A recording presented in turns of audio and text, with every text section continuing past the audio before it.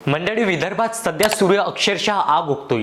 कधी तापमान अचानक वाढतोय तर कधी थोडंसं कमी होतोय. पण या लपंडावात सर्वसामान्य विदर्भीयांचा मात्र चांगलीच धमचाक होत आहे. शुक्रवारी नागपूरचा पारा थेट 43.4 अंश सेल्सिअस वर पोहोचला आणि त्यामुळे उष्णतेची तीव्रता पुन्हा एकदा वाढल्याचा पाहायला मिळालंय.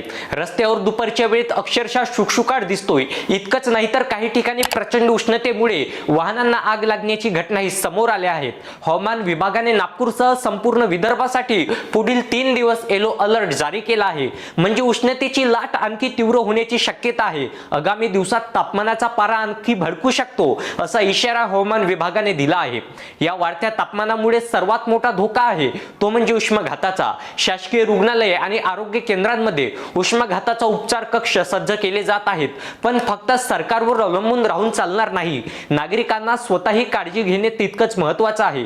दुपारी 12 ते 4 च्या वेळात शक्यतो घराबाहेर पडणे टाळा.